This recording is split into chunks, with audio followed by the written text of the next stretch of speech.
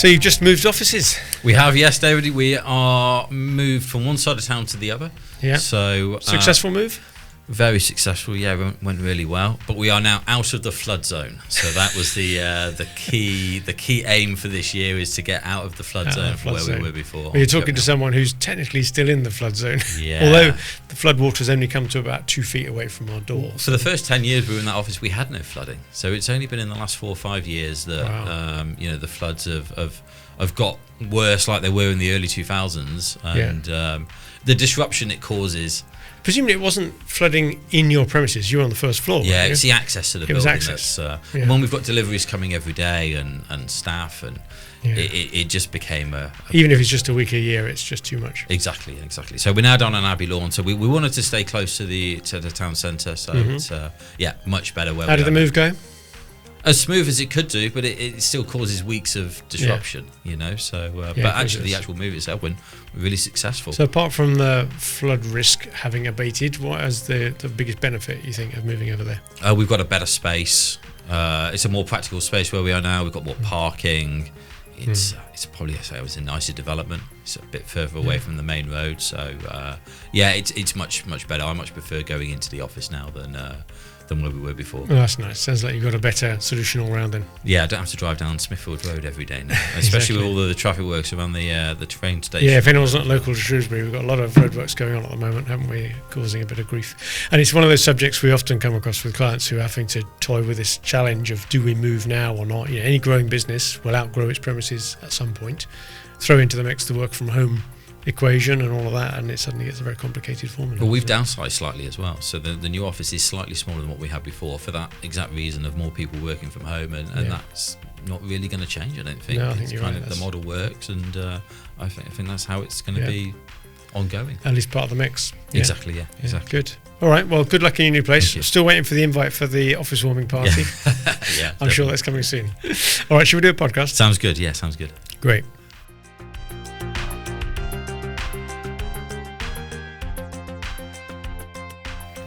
Hello and welcome to the SME Growth Podcast from Wellmeadow. And here we are in episode 81.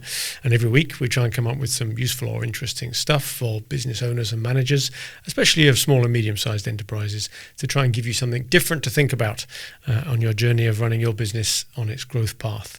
So I'm very pleased to welcome a guest today, and with me is Pete White. Hello, Pete. Hi. Thank you for having me, David. Pete from, I never know to say from Web Orchard or from Information Solutions or Information Solutions / the Web Orchard. I know it's a bit of a mouthful, but yes, both of those companies. Yeah. Well, I'm going to come back and ask you to fully introduce yourself in a minute. But in time-honoured fashion, we often start our podcasts with a quick summary of recent episodes, so that anybody landing on this one can see what they've missed and maybe jump into some of the others as well. So today we're going to be talking about the CrowdStrike IT outage, which was only last week at the point of recording, caused major problems around the world. So we're going to talk about that. But our last 3 episodes, episode 80, I was being interviewed actually by another podcaster about what's involved in being a non-exec director and some of the work that we do with the boards that we sit on. So anybody considering taking on a non-exec, especially in a sort of more of a chairman role, might find that one interesting. Episode 79 before that was after we spoke to a few recruitment consultants trying to find out what the state of the market was like. We wanted to understand whether there was a shift in the way that the recruitment market was working and whether candidates were still having more power and what's the trends of vacancies like and how are people selecting which company to go and work for, and that was really interesting. And then the one before that, episode 78, was when Rich had a guest, Victoria McKenna, and she talked about starting up her fashion business, very, very difficult business to get a toehold into, and in the context of her having some health issues as well. So there was quite a lot of interesting aspects of that they covered in their chat. So they were the last 3. But anyway, like I say, episode 81, here we are. Can't believe it's over 80 now that we've done. It's incredible, yeah, incredible. You've done so many. Yeah, you were here at the beginning of our journey. You were aware of what we were doing, and gosh, we're coming up for 2 years of doing it. Wow, in this autumn. Yeah, it's incredible. So thanks a lot for coming along as a guest Thank today. you for having me. Yeah, it's taken you 80 episodes. I know, I feel bad about that. If that's going to be the problem whenever I invite anybody as a guest now. Why didn't you invite me sooner?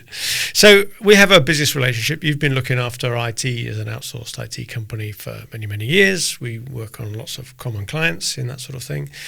So tell the audience a little bit about what your business does and what your role is within it. So we're I would say a typical managed service provider. So we look after SME IT support. So if you have computers in your business, which I'm sure a lot of you do, you wouldn't necessarily have somebody in-house to manage your IT. You would outsource it to a business like us. And then we would manage your computers, your servers, and increasingly your cloud services as well. So your Office 365, your antivirus, your security, all of those sorts of systems as well. So that's what we do on the IT side of the business. And on the web side of the business, it's website design, development, hosting, the sort of managed service that goes along with running a website day to day as well. Yeah, I can see that they're really aligned businesses. They're both sort of touching the same sort of stuff, but you've very much got a creative side, haven't you, as opposed to the IT and techie side. And you've split those two out as two different and brands. it's one of the reasons we had to brand them slightly different in the first place is because trying to sell websites under information solutions is a very techie orientated business, whereas WebWatch is a little bit more creative on that sort of side. But there's a lot of crossover between the two.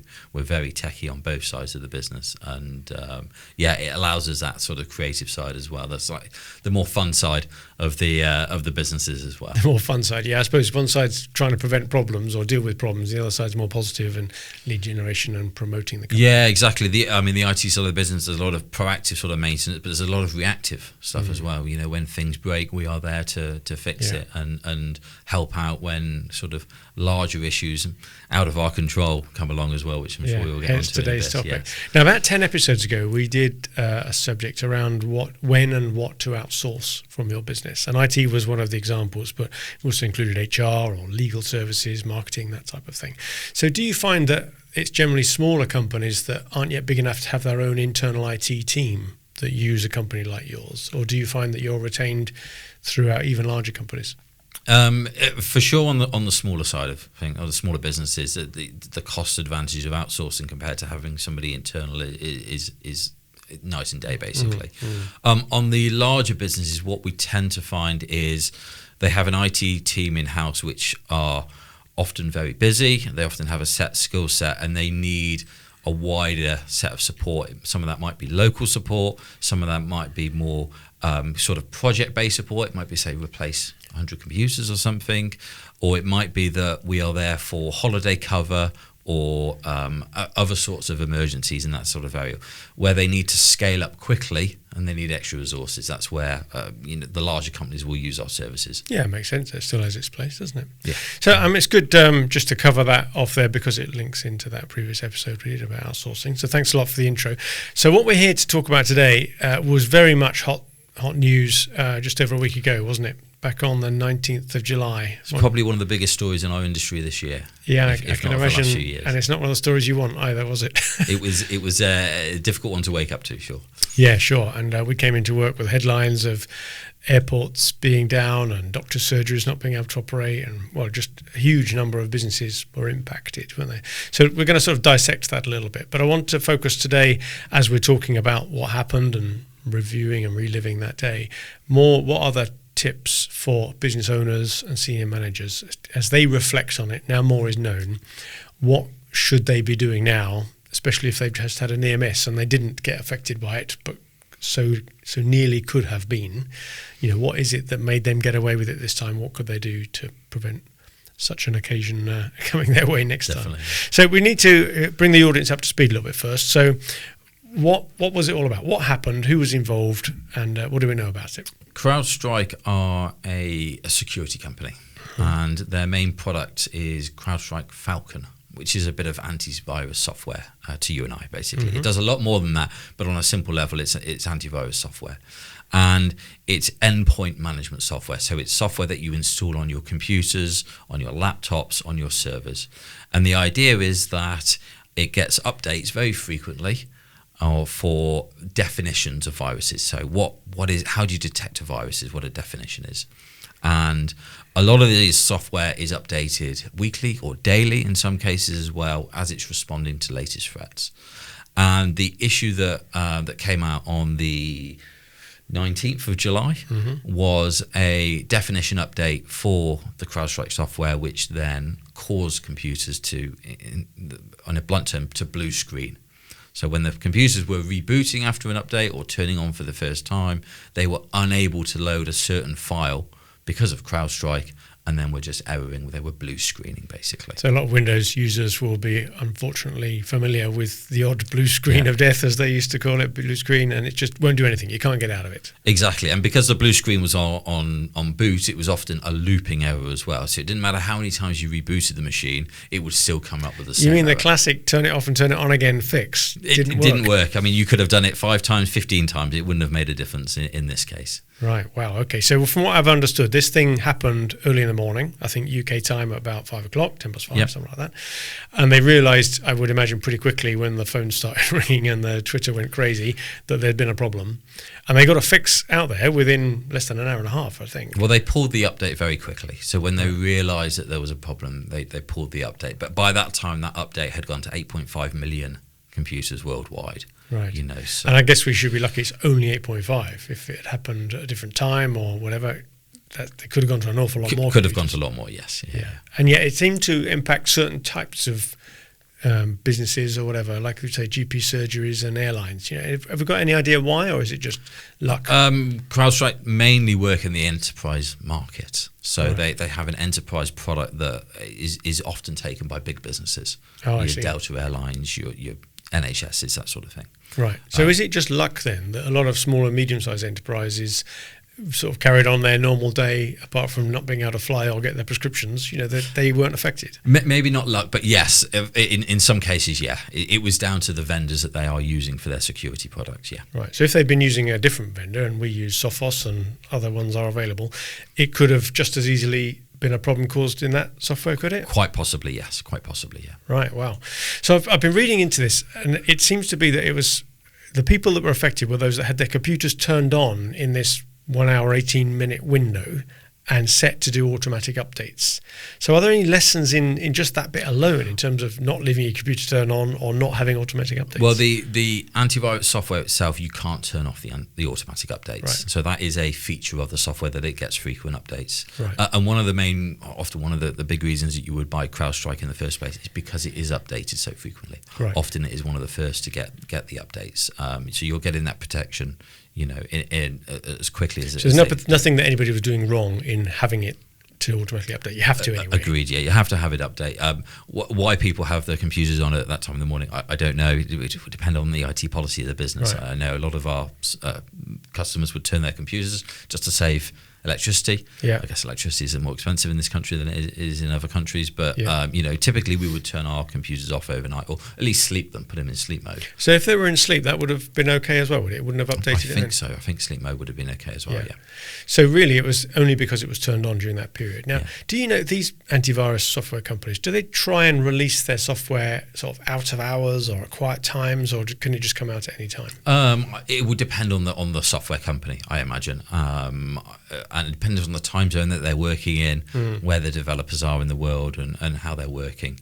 A lot of machines, if you think of servers, we don't turn them off anyway. So servers will stay on 24/7. So that and there was a lot of servers that were affected because of this. And is this only the stuff that you've got around you in the office as opposed to cloud-based stuff, or was that as vulnerable? It wouldn't matter where you were running the server. So you could have been running the server in your own office, or in a data center, or on a cloud provider. It could have been Microsoft, or Amazon, or Google. Right. And that's if you've got a server. Now, what happens if you're using cloud-based software? You know, regular listeners will know that we use HubSpot a lot, but you might be using Xero for your accounting, or the Adobe Creative Suite. You know, there's so much now which is in the cloud. Was that safe from this? It would depend on what server software those companies are using to run their infrastructure. So, and often they won't tell you. Really?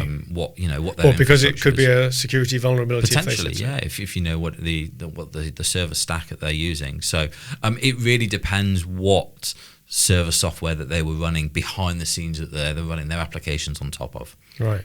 So there's not an awful lot that you can do to know whether you're likely to be affected by this or not. Yeah, I mean, by the looks of it, in this case, it didn't affect too many cloud providers of that sort of software, but it all depends on the stack, really. And is it true that the Windows and the Windows machines were more affected than Mac machines or Linux machines? In this case, it only affected Windows machines, yeah. this specific. Once again, is that luck, or because I hear that Macs are less vulnerable to virus attacks and so on? Is that actually true, or is that just a nice bit of propaganda that Apple put out? It's a difficult one to say either way there, but in this case, because of the way that the antivirus software had a lot of access into the Windows kernel, part of the protection mechanism, which is why it's specifically vulnerable to this issue. That wouldn't have happened on a Mac because the antivirus software has got less access into the kernel of the system. Right, so you are marginally more protected then. In this case, yes, yeah. But you don't think the Windows are more likely to be attacked just because there's more Windows machines? Yeah, for sure. Yeah, for sure. It's a bigger pool of computers to attack here. Right. So now clearly CrowdStrike made a mistake on this occasion. I think they've held their hands up now, and they know there's probably going to be a multi-billion-dollar lawsuit coming their way. It's American after all, so I'm sure everyone will have a go at that, and there'll be a feeding frenzy for the lawyers out of it all. But apart from the fact that it happened, did they make it worse by the way they rolled out this update? I think a lot of the other security providers have clarified how they roll out updates in the last week or so, and how that maybe differs from the way that CrowdStrike do it. So a lot of the other vendors will roll out to smaller portions first, test in that pool, and then roll out to the wider population later on. But maybe on a phased basis rather than all at once. Yeah, and that phased basis may only be over several hours. Right, but that could be enough. I mean, this was discovered within an hour, wasn't it? Fixed. Yeah, exactly. Whereas CrowdStrike's kind of way of doing it was just released to everyone all at once. Yeah, and that's just the way. I mean, maybe they'll change that now, but that's the way they've always done it. Exactly, and I suspect that that will change significantly over the coming weeks. Yeah, it's going to be fascinating now to see how all this plays out in the aftermath, because clearly there's a blame game, especially where lots of people are affected. And a lot of companies lost a lot of money because of this. If you have 80,000 endpoints running CrowdStrike and you've got to fix each one manually one by one, that is days, if not weeks, worth of downtime. So are people still recovering from it now? I would have thought so, yes. Yeah. Wow, even though we're sort of a week and a half on from it. Because a lot of cases, you needed the BitLocker keys for the machines as well. If you have the BitLocker keys. Help explain that a little bit for listeners again, because I saw that on one of the threads about couldn't get your BitLocker key. So what is a BitLocker, and why did we suddenly need the key? So BitLocker is the technology in Windows that we use to encrypt the hard drive, basically, encrypt the data on the drive. Mm-hmm. And when you first set up BitLocker, or any time afterwards, you get a key associated like with a password, a long password. Like a very long password, yeah. And often the key is then stored against your Azure account if you're using Azure Active Directory or Intune, or if you're using a different RMM product like Ninja One, it would be stored against product. Remote monitoring management tool, yeah. Okay. It's what we use to manage lots of endpoints, lots of computers, making sure their Windows updates are installed, making sure policies are applied against the computer's security. Okay. Also used for rolling out software inventory. So these keys, these BitLocker keys, are critical to be able to restore your computer if this sort of thing's happening. Yeah, exactly. So you've got to know where they are. Exactly, yeah. So if you've got a tool that stores the BitLocker key, that's great. You can easily fix and manage this. If you weren't sure where your BitLocker keys were, or if you've lost them, then it's a much bigger problem, because often that means reinstalling the computer or re-imaging it or rolling it back to an earlier time. Depending what your backups look like and how often they're kept and stuff. Exactly, yeah. And of course, you could have had your BitLocker stored somewhere else that was affected by this Quite problem. Possibly, yeah. Your BitLocker keys may well have been on a server that you couldn't get access to anyway. Wow. So I wonder if IT departments are starting to think about using different virus protection in different computers so that you're not having a single point of failure. I think it's certainly they will be focused on making sure that they have an inventory of BitLocker keys and probably similar associated security measures. Right. So certainly if we're building a list here for business owners to think about what the questions they should be asking either of their IT director, IT manager internally, or their outsourced IT company, one of them is that then. Where have you got eyes on where the BitLocker keys are? For sure, definitely. Could you recover those in this sort of situation? Exactly, yeah. Exactly. And how quickly would it have taken you? And you're saying you need to be physically present with the machines as well. You couldn't do this remotely because you can't log in.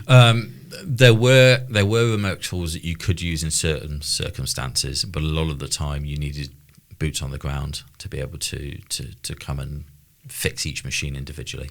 So there's a lesson there if you have chosen to go the outsourced IT route.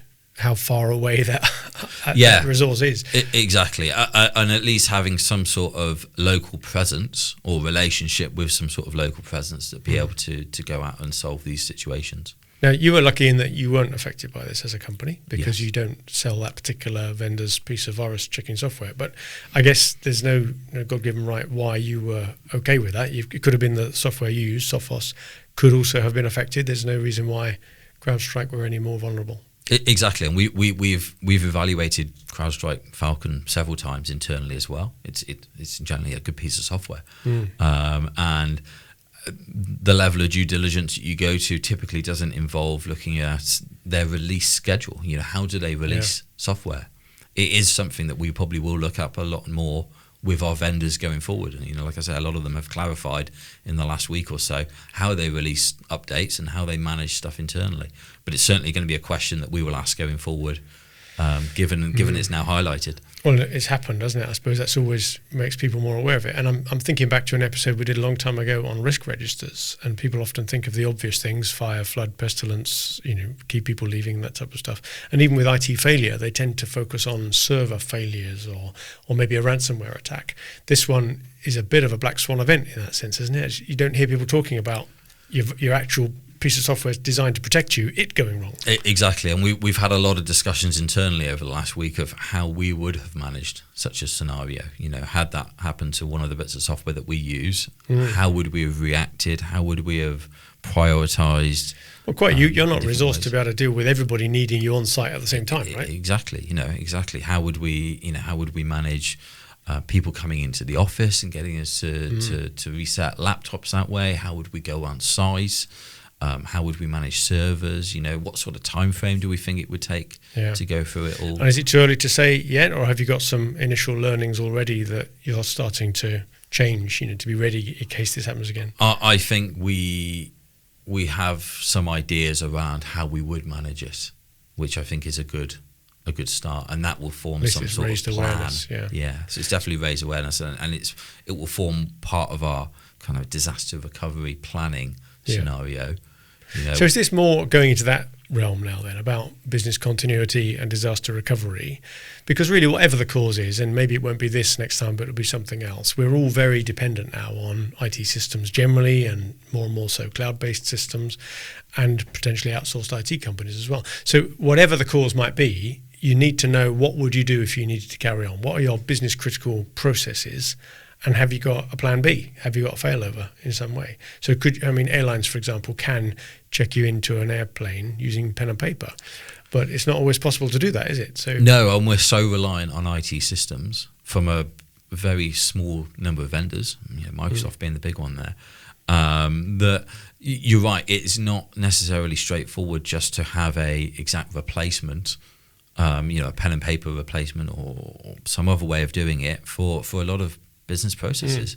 But if your business is absolutely critical on being able to dispatch goods, for example, maybe you've got a warehouse and you need to be able to perhaps ring up your courier company rather than doing everything online. You need to be able to produce a delivery note or an invoice.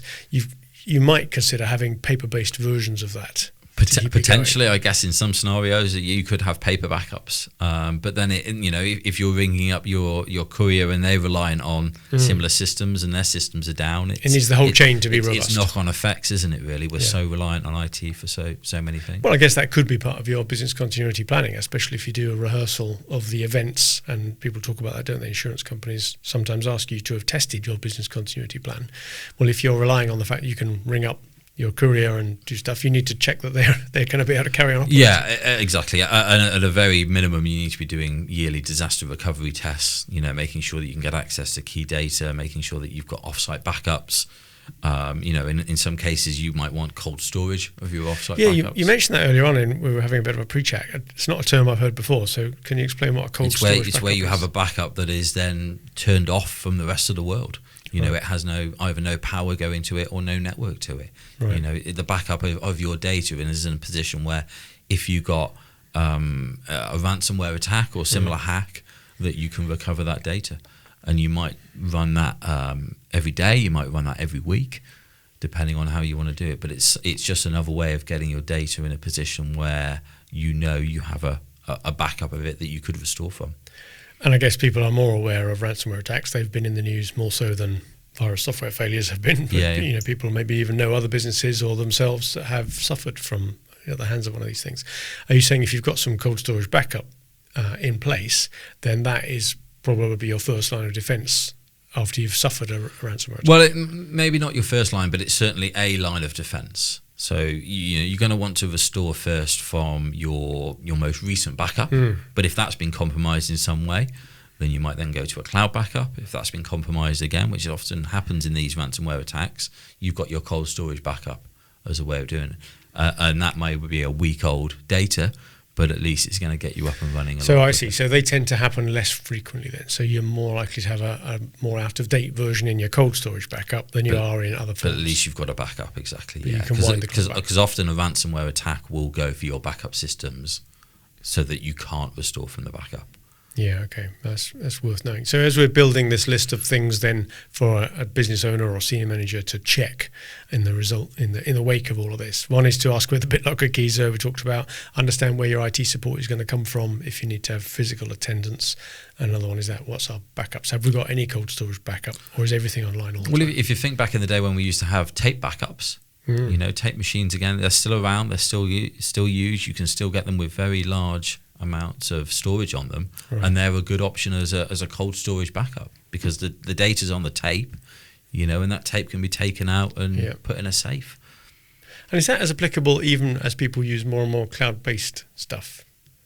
You don't hear about people doing sort of regular downloads from their cloud-based software, do you? No, you would do a cloud-to-cloud backup in those cases. So there's services out there that will link in with your 365 or your Dropbox that will do a cloud-to-cloud backup in that case, and they would then store that data and you know, so many revisions of that data, you know, depending on your retention policy. That might be 30 days, it might be 90 days, it might be much longer depending on what retention policy you want in there. Okay, any other tips then that you'd be giving the business owner, not just necessarily triggered by this particular incident, although that may be, but just generally if they were using this as an opportunity to have a rare maybe conversation with their IT department or service, this is a good trigger to at least raise awareness of it. You know, what other questions could they be asking? I think it's just having an awareness and a knowledge in-house of what software you're actually running.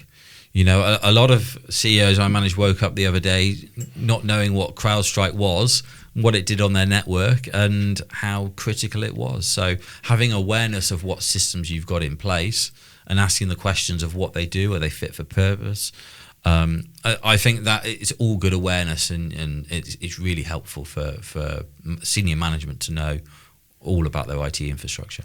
Yeah, and I don't think they do. In my experience going around boards, I think it's one of those things you rather rely on someone else being the expert on, and it's dealt with somewhere else, a bit like taking out an insurance policy. Yeah. You don't really want to spend too much time thinking about it. You want to grow your business and do other things. But this is probably a good opportunity to just have that check-in with your IT department or provider and ask a few questions, show a bit of interest, ask a few other questions about what would have happened in our situation, how we're protecting ourselves. And it may be responded to with a request for more spend in one area or another, but then you have to take that. Yeah, I suspect it will often come back saying, yeah, we're strong in this area, but we're maybe a little weak in that area. You know, there's some options here around IT security. So it's always a good conversation to be having, you know, with your IT team. Yeah, no, good. Now, the bit I wanted to close on is kind of an aside really from the IT aspects of all of this, but it was more about how the CEO of CrowdStrike managed the situation. And the episode about 4 episodes ago, episode 77, we did How to Manage a Crisis. And I thought, goodness, imagine if we'd done that the day before this had all happened, it would have been very relevant. But he was lambasted in his early communications for putting out a very factual and sort of perfunctory statement, almost playing down the situation and notably not including an apology. So very quickly got lambasted by everybody on Twitter and everywhere else that they were commenting on it, that he wasn't really taking this seriously, he wasn't empathizing.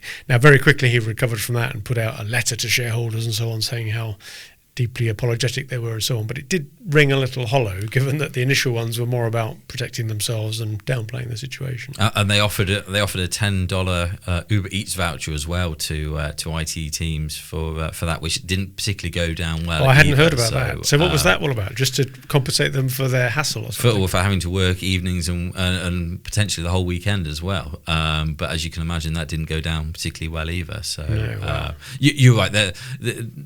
It's a very difficult situation to manage, but they will learn some lessons, I imagine, on how they manage that. Sure, and as per that episode where we talked about it, your first priority has got to be contain the issue and stop it getting worse. Don't at that point be straight away talking about financial compensation and so on. And that was the mistake he made, focusing too much on trying to get everybody on side politically rather than just fixing the problem, which is all they were worried about. Yeah, I mean, they were fortunate that they released a fix pretty quickly, and that fix did get widely distributed within hours. So at least IT teams knew what they had to do.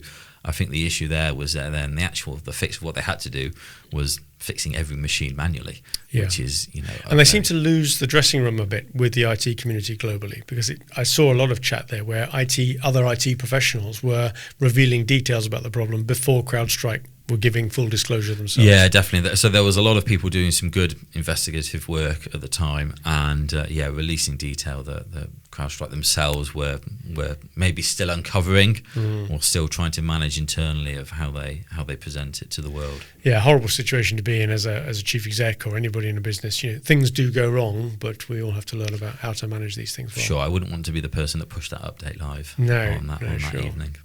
Or even anyone in the senior of that company. They're going to have to answer for a lot of court cases, I think, coming up soon. Well, I think they've got Senate hearings and all sorts in America. So yes, they're going to get a grilling over the coming months because they affected so many people on such a major news story. And it's not just big business. People noticed it. They couldn't get a prescription from their local pharmacy or a GP appointment. Exactly. It's pretty basic life and death stuff that we're all up close which to. Could well have, if you couldn't get your medical prescription, it could have well been a much more serious issue as well. Yeah, exactly. So good learning points in lots of that, I think, as business owners. Specifically around this particular IT aspect, which is about where is your virus checking software, who are your IT providers, where are your BitLocker keys, what are your backups, all that good basic stuff. Has to be in place, and maybe this is a good prompt for business owners to ask about that, but generally take some lessons as well about how to manage a crisis and how to deal with these sorts of things, and maybe don't offer everybody a £10 Uber Eats voucher when they've been working all weekend and think that'll go down well. Okay, thanks Pete, thanks for coming in. Thank you for having me. Thanks for revealing a little bit of the details around this area that I wasn't particularly familiar with, and I'm sure our audience members will appreciate as well, just having a bit more explained to them. Thank you. Thanks a lot for that. So thanks again for listening to another episode of the SME Growth Podcast from Wellmeadow. Every week we try and come up with something new and interesting, so hopefully you found this week's interesting as well. If you have, then please tell your friends about it, drop them an email, give them a buzz, tell them in the pub, or even put some sort of review for us on Spotify or Apple Podcasts or wherever else you get your podcasts from. In the meantime, good luck with your business.